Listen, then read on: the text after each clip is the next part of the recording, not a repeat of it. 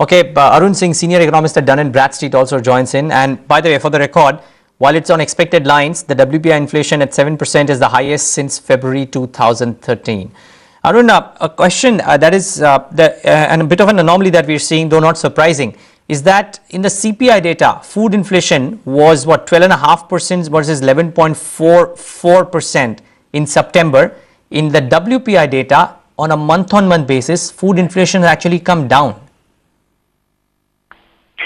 See, we have to see the both indices are separate. I mean, Sure. in last conversation we had, we discussed that the methodology used and the weight assigned and then commodity basket to some extent is different. So it's surprising to see such a deviation. But I think this deviation can be minimized by having some the alignment in the methodology and then weight going forward. But I think in a short term, and I think this weight, these differences will remain in the WPI, food inflation, and CPI.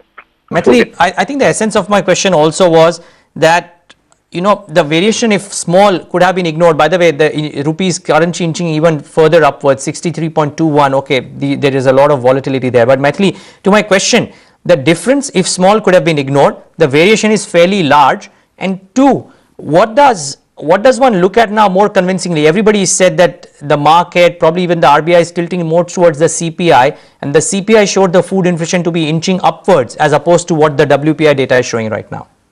No, certainly. I think no government can, nor can the Reserve Bank really ignore food inflation. But actually, if we look at the numbers a little more closely, October 2012, WPI was 7.45. But at that point of time, food inflation was only 6.6.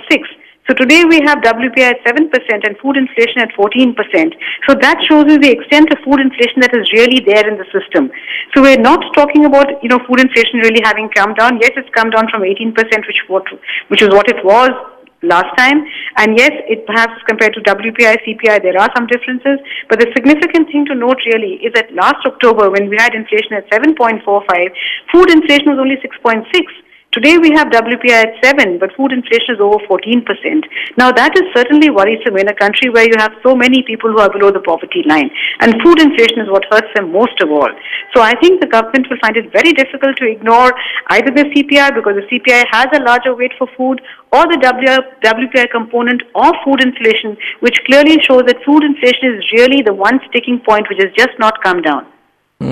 So if there's anything that is moving, that's the currency. The bond yields haven't moved too much. I think that 8.94, 8.95, and the equity markets are stable. It is only the currency which has made a move in the last 5-10 minutes of trade.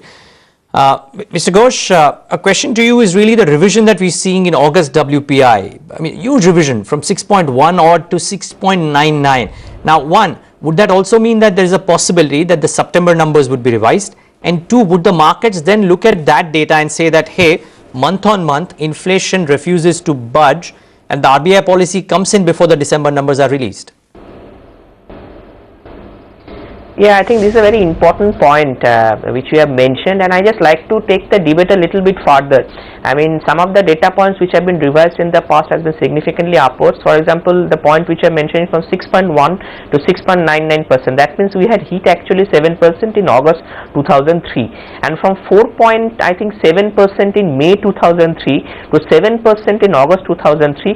That's a significant sequential growth in WPI, and that has not, I have not seen such a huge jump in WPI over the last a couple of years. And in a significant analogy which will be a little bit different, even if you look at some of the other numbers, like for example, because which is important for policy actions, is also the IIP numbers, which was revised upwards in May, and the consumer durables growth rate was revised downwards from I think around 9 to 10% to 18% in the month of May 2013. So there has been some significant revisions, and I think the upward momentum of that, there is every possibility that the September numbers could also be revised upwards, because when these numbers are revised, there is always a tendency in a situation when the inflation is rising, there is always a tendency, and if you look at the past trends also, there is always a tendency the numbers which are revised upwards, they actually come in higher than what it was earlier, and the vice versa for the declining inflation trajectory. So I believe that there is a possibility of an upward bias in the September numbers and well. So from that point of view, it is important to look at the overall trends in the WPI number, but however, then take a call on basically whatever policy actions the authorities may want to take. Yeah, I'm sure the new governor has all of that in mind. Not so new anymore, of course. But Anand, come in the whole of last week, a number of money market people that we spoke to mentioned that the correction that we are seeing in the bond prices was not as a result of tapering, but more to do with domestic cues. How do you think the market reacts to now over the course of the next, around a month left before, a month and a few days before the next policy event happens? Do they look at the elevated CPI and WPI numbers and say that, hey, this may well determine what the RBI does? Or do they start preempting the falls that may come in the month of December and then react accordingly to either the bond prices or the currency thereof?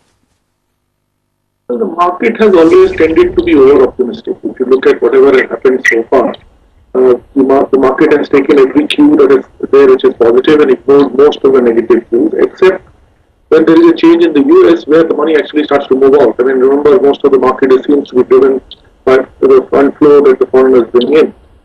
So, that seems to dominate any action that we do domestically. Obviously, if, you were to look at a situation where interest rates are likely to continue to be high, at least nominal interest rates, the real interest rates, as I have been pointing out time and again, continue to be negative. Nominal interest rates continue to remain in 9% range. There is no great reason why somebody should be shifting to equities, and therefore, and we've seen that the domestic market is actually been selling off, and within the foreign investors have been buying them. So long as the dominance of the foreign investor continues, I don't think there is much to be taken away from what domestic numbers will indicate. You have to be looking at the US Fed and perhaps Europe for indications of market. Okay, the same question for both Maithili as well as Arun before I go to Mr. Khajuria as well. And Arun, I'll come to you first. Maithili mentioned this point. The manufactured products inflation risen to 2.5 versus 2.03. Does this mean that the core WPI has inched up? How would you read into this? See, definitely, core inflation is a good thing for inflation targeting and deciding interest rate going ahead. See, there are divergences in the number when you talk about the CPI core inflation and then WPI core inflation. And again, the concern is that how good representative is this number. I would rather, as of now, I definitely go for the WPI core inflation number where it's upset slightly. So accordingly, I think RBI is factoring in that development on that front and will decide the future course of actions on that WPI core inflation. So, Maithili, you mentioned that it was a worrying trend. Now, my question to you is simple. Does this mean, or is this a rupee depreciation-led kind of uptick that has come into manufactured products, or is it because that producers might getting a bit of pricing power back? Well, it's a little difficult to say because the difference is not that significant. And given the quality of our data, I wouldn't attach too much importance to just one data point. But you raised the issue earlier about bond deals. And I think it's a little difficult to take a call on bond deals because a lot will depend on what kind of dollar inflows we see. If you can see statement yesterday, we're going to see a rush of dollars into the country. And if the RBI is going to intervene to buy up those dollars and mop up, and boost up its reserves, it's going to pump in rupees. So you might find yields coming down, as it were, unless the RBI does sterilized intervention. So I think it's going to be very difficult when you take a call. But one thing is clearly there's no dispute about it, is that yesterday Dr. Rajan had said that he's fairly confident about core inflation but now I would suggest from whatever numbers we have that core inflation is really not in hand. So maybe it's a little early for the RBI to relax its guard. In which case, what does it mean for the future cost of interest rates? Well, another repo hike. Mr. Khajuria, how would you read into all of this? Maithili just raised that point about the gush of dollars that would come in and possible RBI action too, and maybe even what the data points recently indicate. How would you read into all of this? If gush of dollars come into India and they create a situation wherein rupee liquidity increases considerably by RBI trying to mop up the supply of these dollars by injecting rupee into the system, then in that case, I think there would be all the reason for RBI to look at reducing the rates of interest rather than jacking them up and all, because that would make even dollar investment more attractive and all.